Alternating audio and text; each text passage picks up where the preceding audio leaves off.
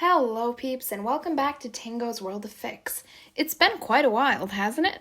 It's been like 2 months or something. Maybe 1 month. I don't think it's been 2 months yet. Maybe it has been. Anyways, today I will be reading Two Sides of the Same Coin.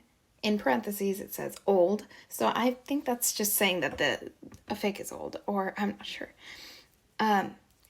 But yes, so this was published in 2019, so that might be what it's talking about. And it was completed in 2021.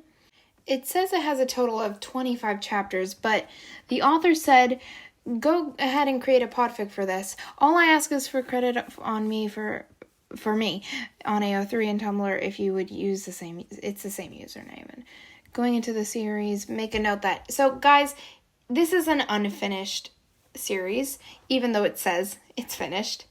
It is not finished. And this is by, This is by AmyStarSmith and Candy Pop Unlimited on AO3, and AmyStarSmith is also on Tumblr if you want to find them. Same username. Here's the summary. I've started to rewrite this story, so until I have caught up, I'm going to leave this public. The sides of a coin are different, but they can't be separated. The vigilante bunny is prowling again, and Eraser regrets not being able to save him a few years prior. Izuku Midoriya is a weird and secretive student, but Nezu respects him and lets him have his secrets. Updates, Mondays, and random days. Chapter 1. One of the few things Aizawa regrets happened 2 years ago. He met the small vigilante who was dubbed Bunny, named that as most of his attacks were used while jumping and that his hood of his jacket, cloth sticking up that looked like rabbit ears. The pro hero had been on patrol, paired with another hero to go bust a thug ring that was exporting soon to be known as Trigger. The two had given the police the thugs and drugs, until the black-haired man was distracted. He looked over to a brick building and saw a young kitten. Its eyes shone brightly against the night, and he stepped towards it and crouched down. The kitten scampered off, and Aizawa got up and started walking. He followed the kitten into an alleyway where he found a bigger problem. A small figure in a green hoodie was slumped against the wall, their breathing heavy. "Hey, can you stand?" he asked while cautiously approaching them with his hands out, showing he was unarmed. The small man looked up at him, eyes blurred. "Don't worry about me, Eraserhead. Go do your job," the small man replied, waving him off as he clutched his side. Aizawa felt his eyes widen, the voice sounding even younger with a modifier. It made sense that it would be a child's instead of a small man, but you can never know these days. The underground hero stilled for a moment, and somebody quickly leapt out from further in the alleyway. The man went to stab at Eraser's goggles. In a flash of green, he heard a crack, seeing the vigilante's boots against the attacker's arm. Once the man fell back in pain, clutching his arm, Aizawa took the moment to use his capture weapon to hold the man, turning around to find the kid, only for him to be gone. Today was the attack on the USJ. Aizawa's limp body was against one of his students. He was brought to the stairs by an unfamiliar suit, the blur of grain settling him safely with his students. Present Mike had used his quirk down the stairs. The villains laying limp there. He sat up, coming in contact with bright green eyes, a force coming from them. He noticed that some of the students were nervous at the presence, eyeing them in fear. The figure nodded at him and turned to face the Nomu. Bunny jumped quickly at the monster, a knife glowing in his hand as he sprinted. The knife was engraved immediately through the monster's neck, a scream traveling through the building. It was torn out and placed in the brain next. Before the blade started to be dragged around the body, the small figure leapt around as it was cauterized, a few small spots of blood seeping out. Bunny carefully avoided the monster's hands, Shigaraki screaming at the Nomu and vigilante. He started to approach and tried to touch the boy's arms, but quickly was stopped with a knife to his palm. The crusty man scrunched his neck as he stumbled back, commanding Kurogiri to teleport them out. Aizawa looked around for the vigilante, seeing a blur of green retreating into the rubble. not returning. The underground hero looked around and only saw 3 of his students facing injuries. Aizawa's son, Shinzo, had a blade wound not deep, but it was long. Bakugo had overused his quirk and his hands were slightly charred. But the last student was Sue. Her tongue was bleeding and had been in salt water. None were terrible injuries, but they were escorted to the hospital anyways. Shinzo had been placed with Aizawa in an ambulance, President Mike tagging along. The other ambulance housed Bakugo, Sue, and Midnight. The 2 teachers not part of the event and were there to observe the injured. Only 13 was alone, their injuries making EMTs swarm them trying to help, leaving no room for civilians. When Aizawa got to the hospital, his body got covered in bandages. His son walked in to sit near him, a nervous look in his eyes as his mouth was pressed in a thin line. Recovery girl came in to see what the damage was, saying he was stable as she kissed his arm. His husband helped putting his eye drops in before letting him sleep. A pain doll under the pain medicine. Aizawa was trapped on the forearm. He flinched, but he couldn't do more. He looked up, a masked figure above him. "Hi, Eraserhead," a small voice greeted, looking around the room nervously. The boy sat in a rolly chair, tapping his leg with his nerves. I have some information on the villains that attacked you," he stammered out, shakily holding a notebook in his gloved hands. A small smile raced onto Bunny's lips, wobbly and nervous. He seemed off-put in the hospital, as if someone would come out of nowhere and get him. He looked at Aizawa and mumbled an apology.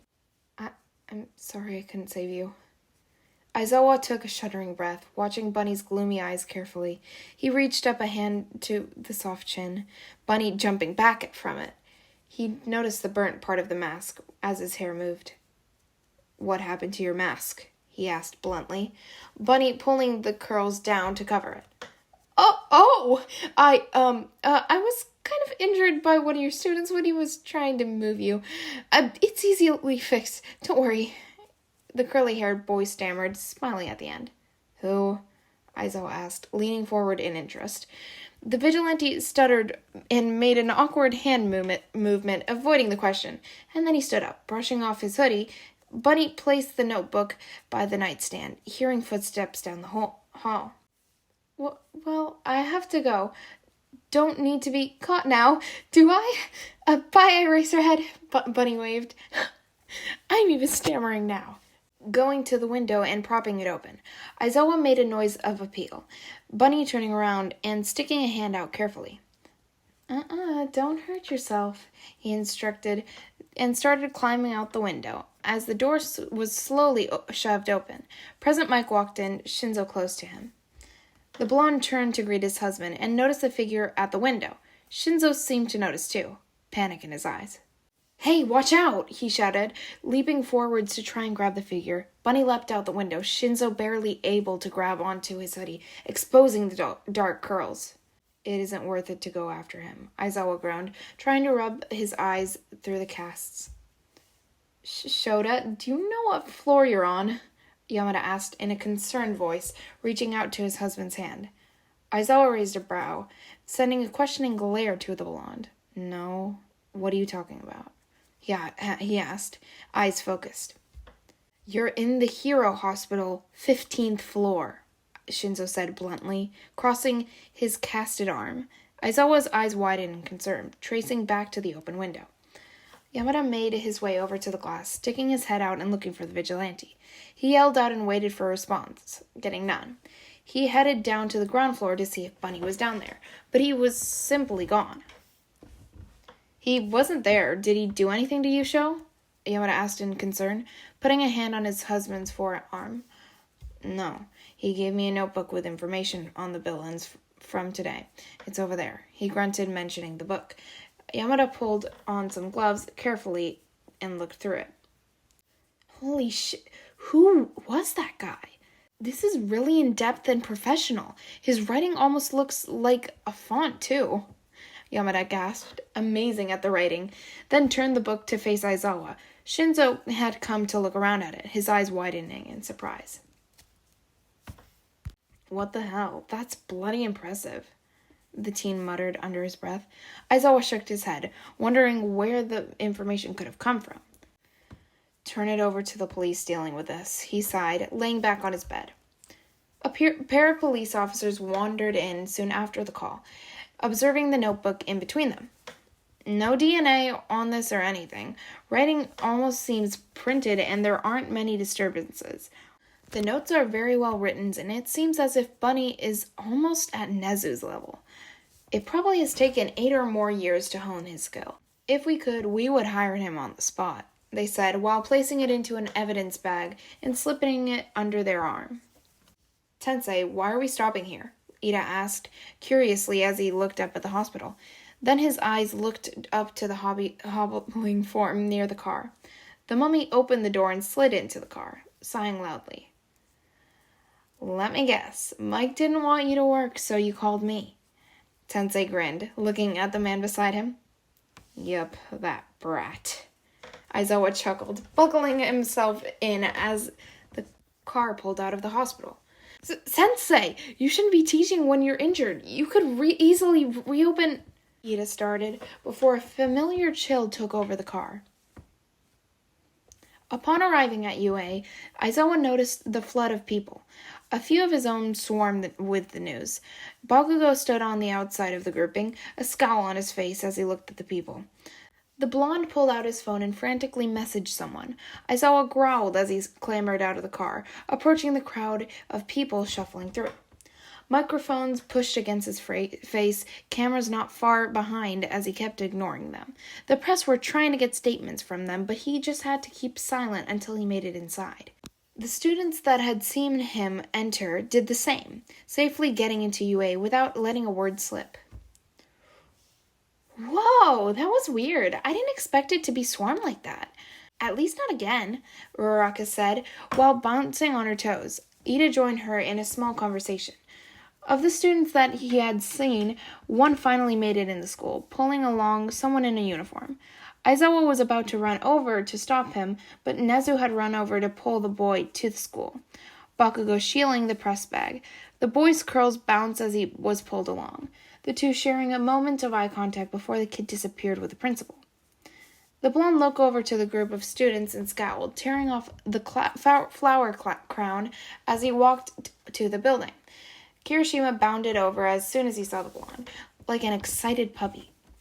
Aizawa looked over at the group of students, his gruff voice overpowering theirs. "Get to class. School starts in 20 minutes. He scowled, entering the building and looking for the curly-haired boy. Nezu's student was a troubling matter.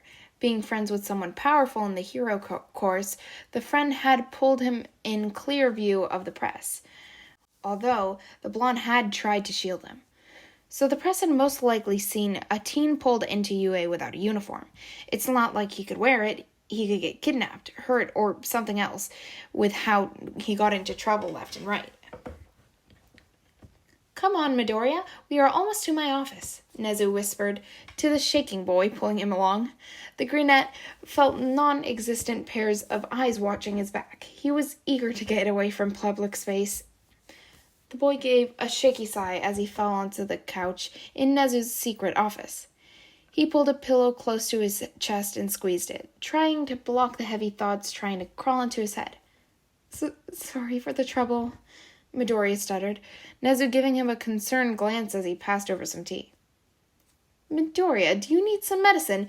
You seem quite shaky again," Nezu asked as he rubbed the boy's arm in a calming pattern. The boy gave a quiet nod, holding the cushion tighter as he tried to even himself out. Nezu slowly slipped out of the room into the more public part of his office, then into the hall. He held himself tall as he walked to the nurse's office, only a few teachers and students about. He noticed a man covered in bandages and had to keep to himself from chuckling. "Are you sure you are well enough to work, Aizawa?" the chimera asked, a sly grin on his face. He heard the man grumble as the blackette straightened himself.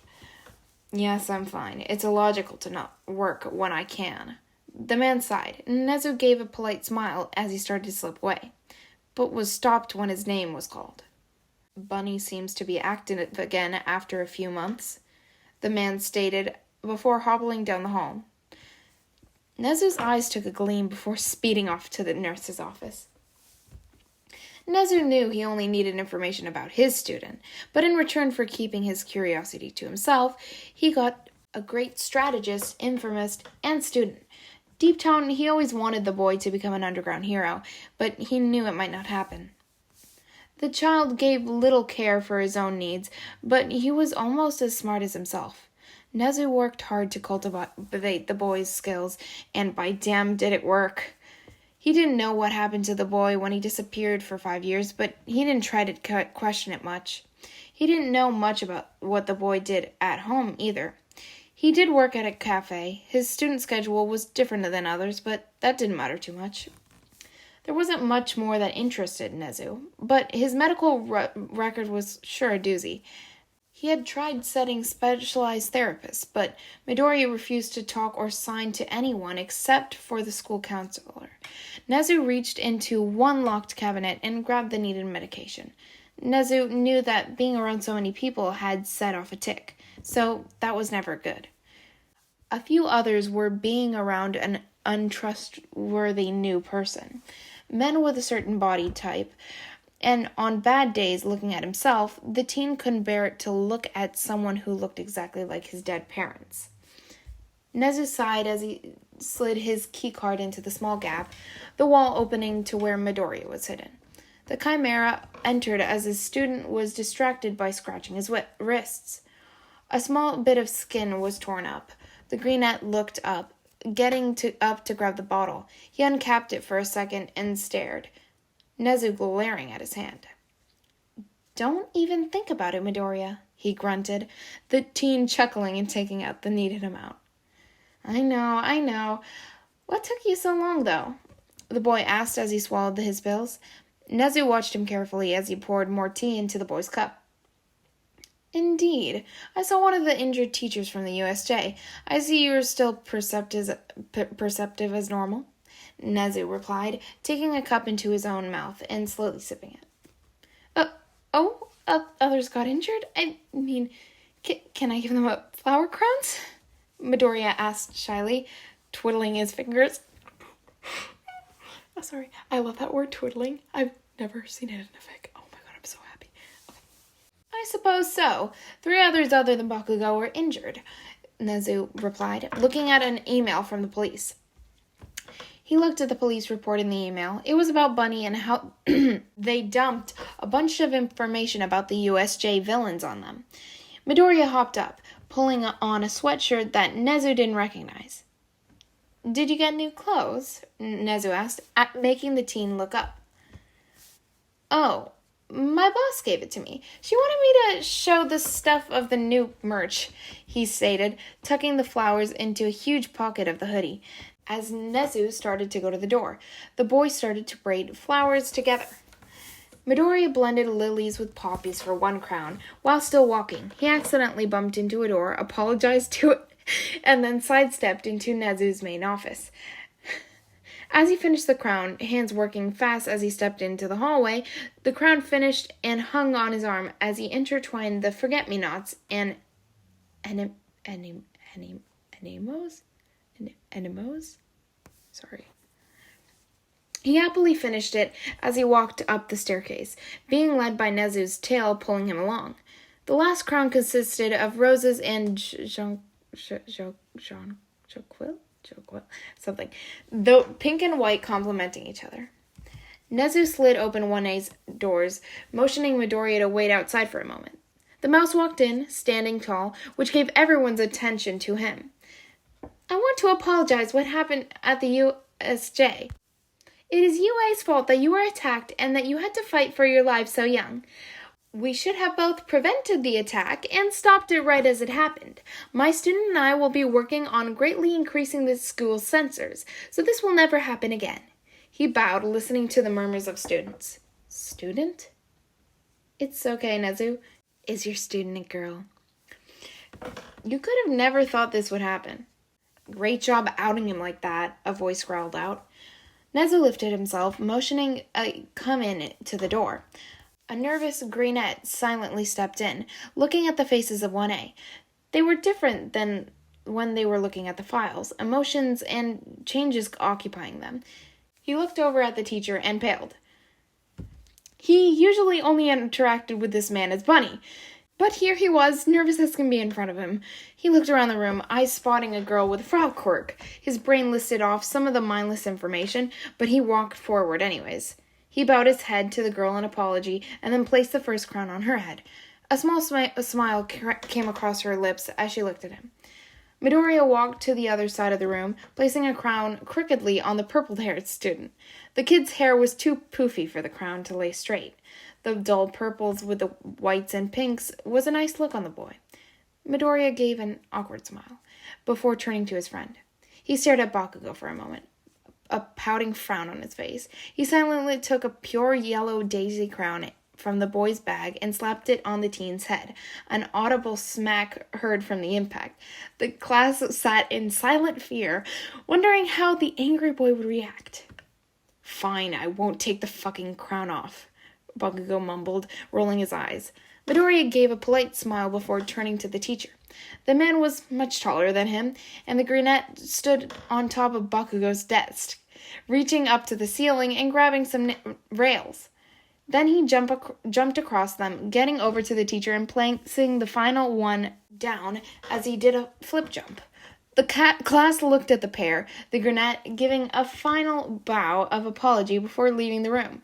Nezu wore a cheeky grin as the class gawked.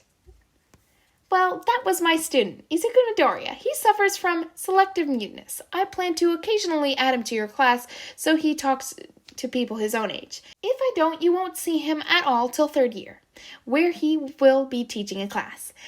Please don't try to pressure him at all. Recovery Girl doesn't like seeing him bawl his eyes out, Nezu said with a smile, starting to leave the room.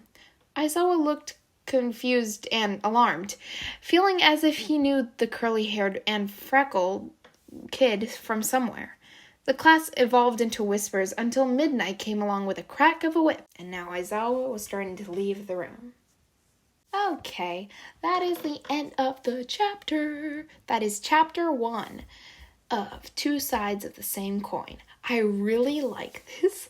Oh my god, I freaking adore the Izuku making the flower crowns. Oh my god, that's so sweet. I'm sorry that I'm not like stuttering or just like not being able to speak right. I don't know if that's stuttering. I don't know what I have. I just like can't speak. I have the not speaking ability. I don't know. But like, okay. So I'm sorry because like I haven't been doing this for like a little while. Like it's been a month or something. So I have to kind of get back into this stuff. This is my re-recording of the same chapter. But I will. So, well, I mean, technically it's not. Well, I mean, yes it is. I did record this like the other day. Yesterday? Yeah. Like, I feel like okay. So listen, I have memory problems. So like, I like completely forgot today. So like, okay, wait. Let's think if I can think of what happened in this chapter. Oh, Bunny. I think Bunny is so adorable and I think it totally fits, but I love the flower crowns. Oh my god. I've made them a few times, but they always come out horrible. Also, pardon me, I cannot say any flower names. Like, I'm so bad at that. But like, wow, I love this fic so much. Isn't it great? Oh, and the creator's like so nice. You should really check them out. Like, I was actually looking at their other works, like, to see if maybe I can like do one of them as well. Like, I'm probably gonna ask. They have some they have 11 My Hero Academia fics and 1 Miraculous Ladybug one, which I do like Miraculous. And I want to like, I don't know, I want to podfic some other works from other, yeah, if you ever want me to podfic a work that you know that hasn't been already done, you can like check on my like description of my channel. I wrote down all the fandoms that I like, and so if you have a fic for like any of those, I can read it, like, as long as it hasn't been recorded already. But anyways, the tags here, there's like, I can go through these additional tags.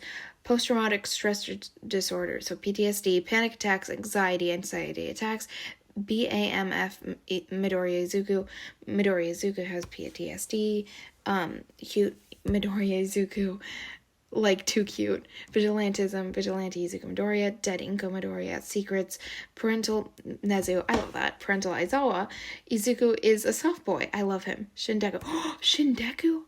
Oh my god, okay, so listen, I'm, like, my two favorite ships are Shindeku and Bakudeku, but, like, I can't decide which one I like better, because Bakudeku has great inks, but Shindeku, they're, like, they can, like, bond over backstories and, like, future, but I also really like them as siblings, because I like Aizawa to adopt Izuku, but it's better if Aizawa adopts Shinzo, so if Izuku still has a mother, then it's fine. I don't know, but, like, you know, it's like there's all these different things, but I think I like Shindeku better because I just think it's like more fluffy and adorable, but I do really like the angst of Bakudeku, so they're like at a tie. So yeah, I should do like a poll thing and see which one you guys like better. Okay, anyways, JSL, oh nice, JSL, nice Bakugo Katsuki, Izuku Midoriya needs a hug, protective Nezu, protective Bakugo, selectively mood, oh I already read that, Midoriya is scared of talking, because everyone scares him, including himself. That's so sweet. Smart Izuku's a nerd, Izuku Midoriya does not have one for all, Izuku, wait, he doesn't? Does he have a quirk? What? Okay, Midoriya Izuku has a gun. Oh, he has a gun. Yes. Quirkless. Oh, he's quirkless. That just answered my question. Okay. Izuku Midoriya's hair is fluffy because it's full of secrets. Oh my god, I'm literally doing Mean Girls. That's literally the play I'm doing. Guys, what? That's actually crazy. That's Gretchen Wieners. She knows everything about everyone. That's why her hair is so big. It's full of secrets. Yeah. Accidental self-harm. How do you accidentally do that? And Pride reference self-harm. Dead Midoriya. Oh, yeah. Actually, we saw that too. Dead Midoriya Hisashi. Oh, finding is Shinzo. Pining? Pining? I don't know how you say that. I can never read that word. Shinzo Hitoshi. That's like the one that's doing that. I don't know what that means. Midoriya Izuku is bad at... Well, no, I do know what it means. I just can't say it. Midoriya Izuku is bad at feelings. Character death. Character death. That's crazy. Who is Hanake? Wait, no, it's Haneyama Kazuho. Pop Step. What? And Himawari Kuoichi? Original female characters. Original intersex characters. Oh, okay, that makes so much sense. I was like, what? Who are these people? Who are they? I really liked how the class was like, what? And Bakugo is just like, you know what, I'll just keep it. I think that's nice. Also, I think it's cool that I'm wondering what happened to Izuku. 5 years he was missing. Or he was gone for 5 years, right? I think that's how long it was. I wonder what happened then. Okay, I can't wait to read the next chapter, but it's actually 1:16 a.m. because I spent all day I was very busy. And there was a lot of construction, so I just now was able to finish everything I needed to do, and so I just wanted to record this really quick. I hope that tomorrow, or maybe not tomorrow, I don't know, whenever I can record the next part of this, I hope that I do better than this time, because I'm so sorry. I'm really sorry that it just, especially I'm really sorry to AmyStarSmith and Candy Pop Unlimited, the creators. I'm this fic is really amazing, and I'm just not doing a very good job at reading it. Just because I don't know, maybe it's not as bad as I feel like it is, but I'm gonna listen to it now as I edit it. But anyways, I hope you all have a great night, day, middle of the day, or whatever other time, what other times, I don't know. I will see you all later. Ciao. This is Tango signing off.